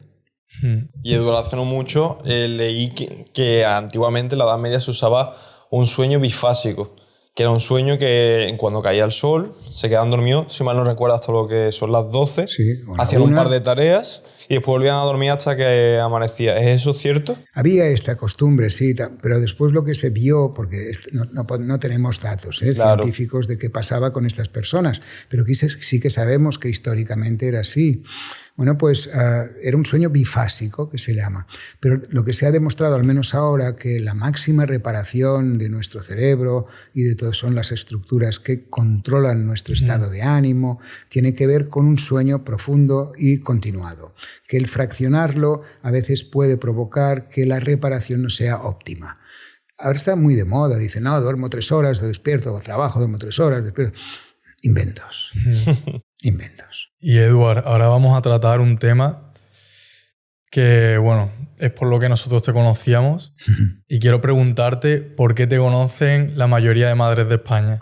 Bueno, porque uno de los trabajos que tuve la suerte de realizar cuando estaba formándome como especialista en medicina del sueño fue en Detroit y allí conocí a un pediatra muy importante que se llama Richard Ferber, que todavía está vivo y que es muy amigo mío. Él empezó a estudiar cómo enseñar a dormir a los niños y descubrió que había una serie de niños que, dejando aparte las causas médicas, que estas son causas de mal dormir, había unas causas que era un mal hábito de sueño. Él descubrió y pensó con muy buen criterio que, por ejemplo, el hambre es una necesidad del cuerpo, pero a comer bien es una cosa que se aprende. Una cosa que se aprende es un hábito. Vio que el sueño es una necesidad del cuerpo, pero a dormir bien es una cosa que se puede aprender. Entonces, con este concepto, encontró un grupo de niños que les costaba dormir por malos hábitos. Es decir, un hábito es algo que no sabemos hacer y que a base de repetición aprendemos. Cuando un niño nace no sabe comer la sopa con cuchara. Y comer la sopa con cuchara es un hábito. Él aprenderá a base de repetición. Y un hábito piensa que es algo que no sabemos hacer, pero que podemos aprender. Por ejemplo, yo os puedo decir, tú eres un inepto en el hábito del parapente. No me digas que sabes, ¿eh? No. Eres un inepto, ¿no? Lo soy. Vale, pero podías aprender. Claro. Vale, no me interesa nada, ¿eh? Pero sí. O sea, un hábito es algo que no sabemos hacer y podemos aprender. Con lo cual, él lo que hizo es investigar, y yo tuve la suerte de participar en todos estos conceptos, ¿no? Y a partir de aquí empezamos pues, a dar unas normas para enseñar a dormir a los niños. Unas normas conductuales de conducta que consistían en una serie de recomendaciones que realizamos a los papás, con una serie de tiempos antes de entrar a enseñar a dormir al niño. Y esto se hizo muy conocido y, sobre todo, muy reconocido por la Sociedad Americana de Pediatría, por la Sociedad Americana de Sueño, y todos los pediatras del mundo siguen estas recomendaciones. Después pasó, y le pasó a él el primero, que en el mundo científico no hay nadie que cuestione todas estas anomalías, ¿no? que se resuelven con estas técnicas, ¿no? De aquí viene la respuesta a la pregunta. Yo tuve la suerte, como él, escribimos un libro. Este libro solucionaba el problema de los papás que llevaban 3 años sin dormir una noche seguida, en 3 días dormían seguida, ¿no? Era como un milagro, ¿no? Y esto nos hizo muy populares. Pero en realidad esto ha seguido siendo así, es decir, estos libros se siguen vendiendo, llevamos más de 4 millones, nos conocen todas las mamás. Enhorabuena. Bueno, pero no se vende un libro por... Bueno, tú lo sabes, no se vende una cosa por promoción o propaganda, no, eso es boca a boca y porque sirve. Si sirve, es conocida por todo el mundo. Y entonces esto ha sido el desarrollo de toda nuestra dijéramos, aportación a este mundo.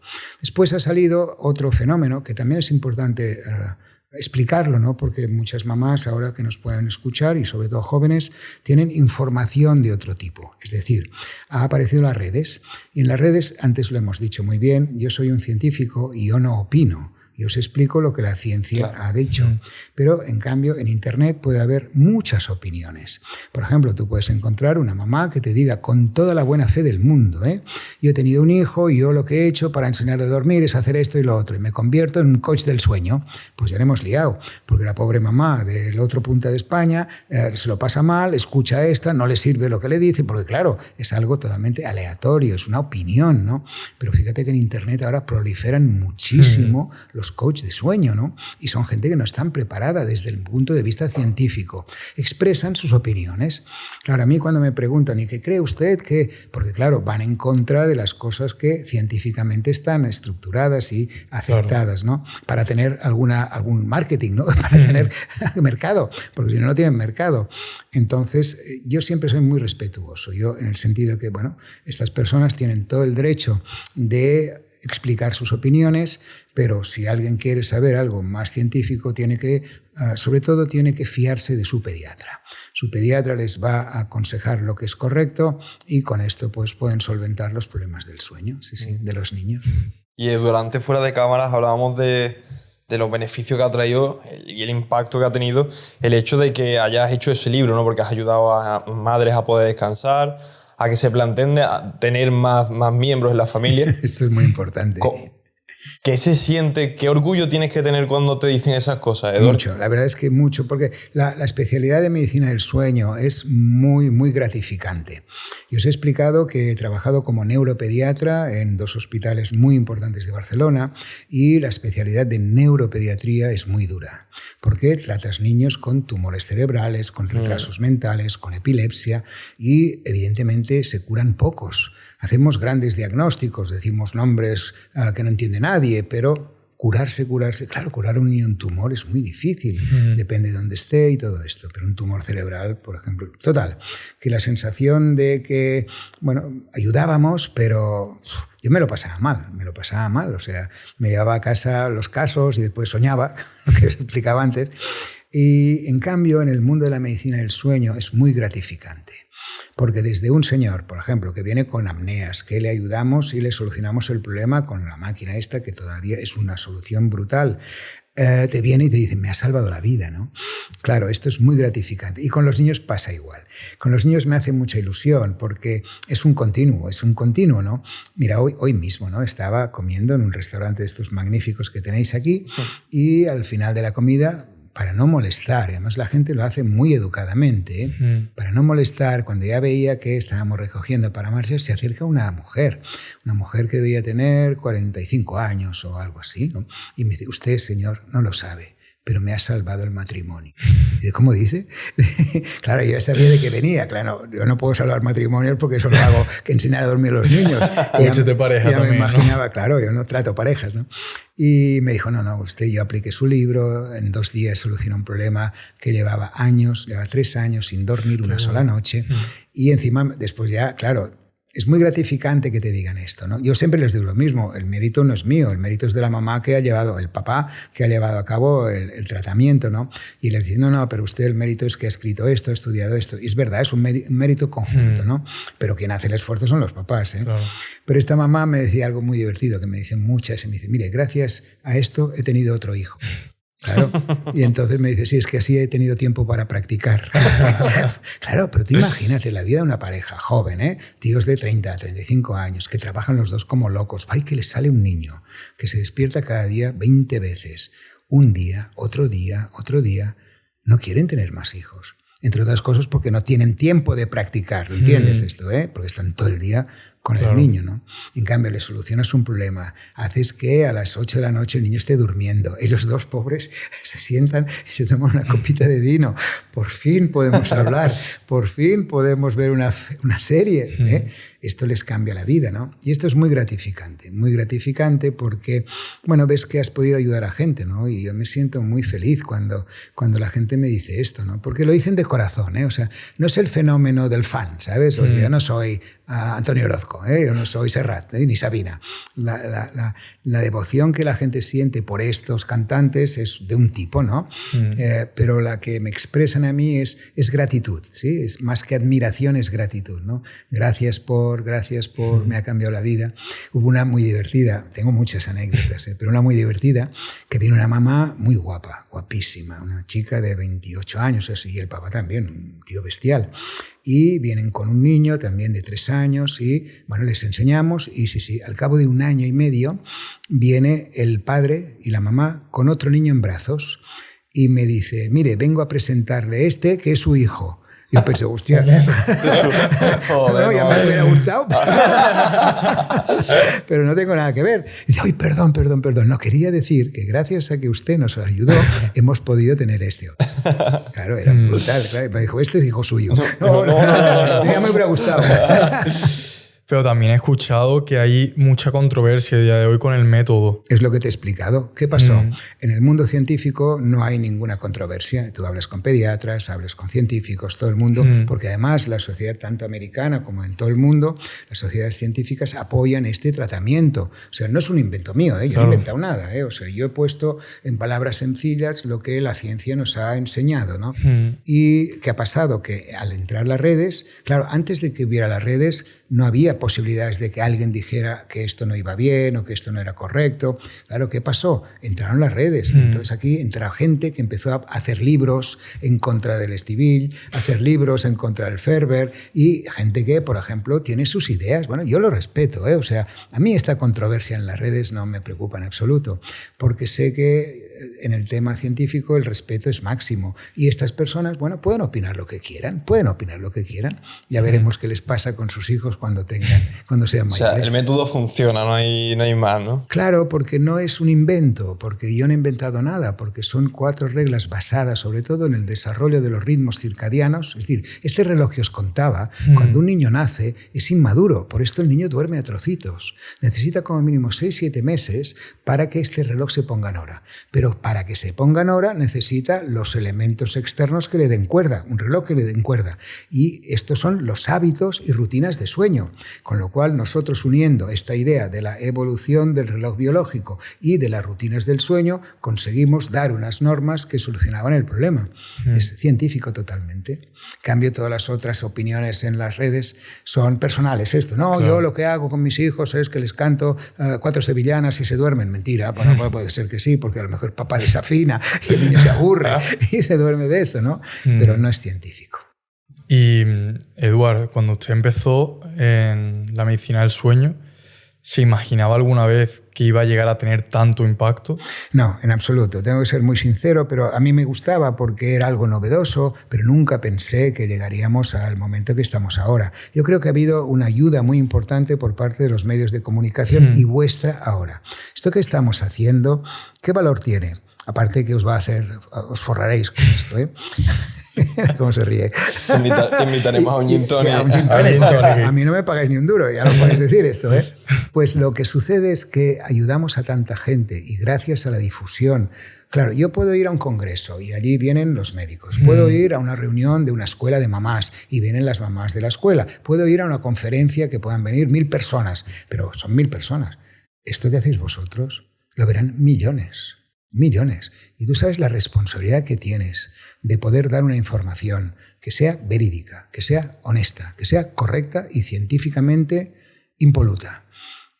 Esto es un mérito brutal y nos ayudáis mucho. Claro, esta difusión yo la llevé a cabo desde el principio. Yo siempre he procurado no solamente hacer bien las cosas desde el punto de vista médico, investigar con fármacos nuevos y después comunicar. Entonces la comunicación hasta ahora eran los medios clásicos, la televisión, la radio y la prensa. Pero hay toda una serie de gente joven que también tiene trastornos del sueño y que no ve esta información clásica, pero se nutre de vuestras informaciones, con lo cual tenéis una responsabilidad brutal para poder difundir estos conocimientos. Y esto es lo que nos ha ayudado. Yo no pensaba, ni mucho menos, que la repercusión, dijéramos, ¿no?, de lo que es la medicina del sueño fuera tan espectacular, tan espectacular.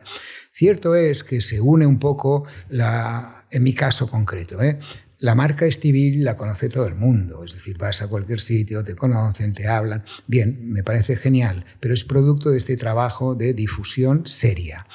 La ventaja de todo esto es que no lo he buscado, ha sido producto de esta comunicación, ¿no? Os decía que también es verdad que por culpa de mi mamá, o gracias a mi mamá, esta verborrea que tengo, ¿sí?, me sale muy espontáneamente. Y yo entiendo que la comunicación, hay una parte muy importante de cómo se comunica, del sentimiento. Yo hablo, pero expreso muchos sentimientos. Mira cómo muevo las manos, cómo subo la voz, cómo la bajo, cómo os miro, ¿sí? Todo esto no es estudiado. Yo no he estudiado nada de esto. Esto me sale, ¿no? Y es una ventaja en el momento de comunicar. Si yo comunico con todo esto, llego mucho más. Porque si yo empezara, hola, ¿qué tal? Sí, bueno, el sueño es horrible porque yo tengo mucho sueño y los fases de sueño y el núcleo supraquiasmático del hipotálamo. Ya estarían durmiendo todos, ¿eh?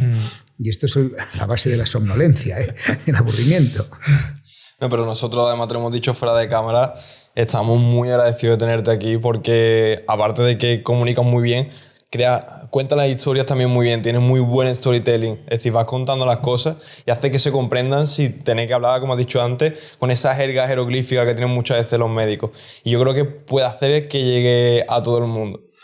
Es la idea que pretendo. Mira, desde el principio, el tema de los niños, concretamente, yo ahora te acabo de explicar un poco más científicamente que lo que hacemos es regular el ritmo biológico y aplicar unas técnicas conductuales, de psicología conductual. Esto es la forma de explicar el método, o lo que entendemos como el método. Pero yo podría decir a los papás, imagínate, tu papá y la mamá, esta que era guapa y el papá que era muy fuerte.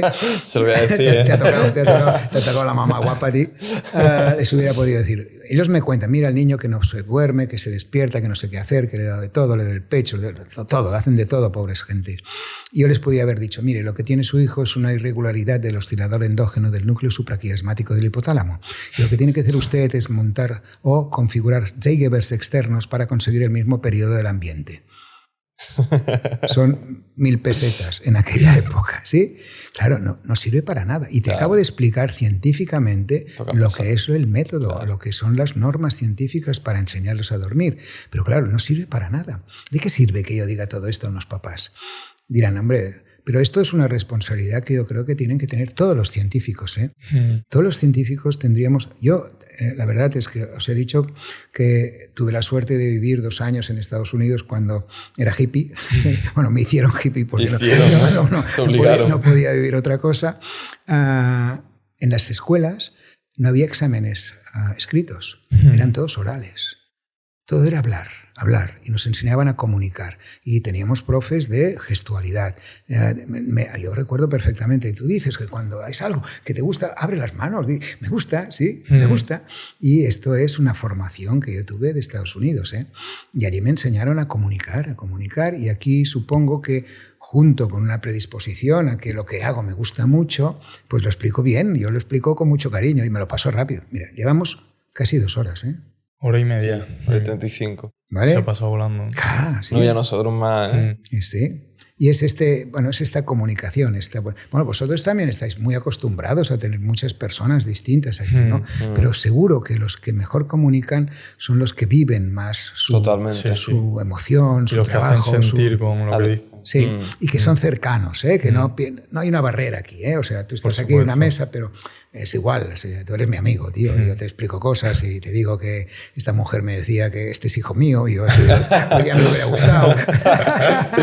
Todas estas cosas se consiguen así, Y Eduardo, yo tengo una pregunta, ¿por qué cuando comemos normalmente nos entra tanto sueño? No, la verdad es que la comida en sí misma no provoca sueño. Lo que sí es que como una de las comidas la realizamos alrededor de la hora cerca de lo que es la siesta, entonces se asocia mucho la comida con la siesta. Si añadimos algo de alcohol, esto sí que provoca una cierta somnolencia. Con lo cual, imagínate tú, un día con calor que propicia un poco la somnolencia, con una comida copiosa, con un poco de vino, tú estás frito cuando acabas de comer y dices, bueno, tengo que echarme la siesta, ¿no? Pero en realidad sí, hay gente que hace ayunos, gente que... y tiene la misma necesidad de hacer siesta, ¿eh? O sea que la siesta es independiente de lo que comemos. Y Eduard, ¿cómo le gustaría a usted ser recordado? Bien, para mí, y siempre he explicado un poco lo mismo cuando me preguntan algo de esto, y es que ser trascendente yo creo que no tiene ninguna importancia. Yo creo que la importancia es cuando haces algo vivirlo muy a fondo y que después la historia te ponga en el sitio que te corresponde. Me da igual ser recordado o no ser recordado. A mí lo que me motiva es esta mamá que al terminar la comida de hoy se ha levantado y me ha dicho, gracias doctor, esto es lo que me motiva. Bueno. Y esto es lo que de alguna manera pues me lleva a seguir adelante, ¿no? Nada de que es, bueno, seré trascendental, se acordará la gente de mí, me da igual. Yo tengo 3 nietos y lo bueno de mis nietos es que no se van. Ellos ven que su abuelo es muy normal y que juega a tenis con ellos y se pelea. No soy nada distinto en esto. Sí, pero en cierto sentido ya eres trascendental. El hecho de que haya gente aquí que no debería estar aquí y que está gracias a que su método, por ejemplo, ha facilitado eso, ya literalmente ha cambiado el mundo. Vale, pero esto es consecuencia de una forma de actuar, no un objetivo de línea para llegar aquí. Exactamente es esto, es la consecuencia, ¿no? Yo no pienso en lo que va a repercutir lo que yo hago, no, yo hago algo, me sale bien, pienso que está bien hecho y esto tiene una repercusión y esto ya me sirve, ya es suficiente. Mira, yo en este sentido pienso mucho en que un poco mi Dios, entre comillas, es la gente. Y mi misión en este mundo es hacer un poco más feliz a la gente. Y siempre lo he pensado. Supongo también que por mi formación, yo cuando era pequeño era Boy Scout, de estos que van a la montaña y una de las cosas que te enseñaban era hacer cosas por los demás, ¿no? Y esto he intentado toda mi vida, y tampoco pero no para ser trascendente en nada. Aunque soy consciente de que el trabajo que realizamos pues ayuda a mucha gente y esto pues bueno, pues va a servir para que, bueno, ahora por ejemplo en las facultades de psicología estudian todos nuestro libro. Lo ponen como ejemplo de medida conductista para enseñarlo. Sí, está bien. Bueno, tampoco pasa nada. No es tan importante. Eduard, por conversaciones como esta nos damos cuenta de la suerte que tenemos. Como decía Pablo, estamos muy agradecidos y más sabiendo que usted nos ha enseñado a dormir. A los dos, ¿eh? A los dos, que es curioso. Y nada, muchísimas gracias por estar aquí. Es un placer. Bueno, aquí tiene su casa. Y sobre todo seguir como os he dicho, ¿eh? No soy un abuelo, evidentemente, pero suficientemente joven como para deciros que lo que hacéis es trascendente, pero ser serios y pensar que el éxito cuesta mucho conseguirlo y se pierde el prestigio, sobre todo en un día. Por lo tanto, ser humildes, seguir trabajando duro y que nunca se os suban los humos a la cabeza. Muchas gracias por todo. Eduard Estíbil, bienvenido a la élite. Muchas gracias, Eduard. Gracias, compañeros.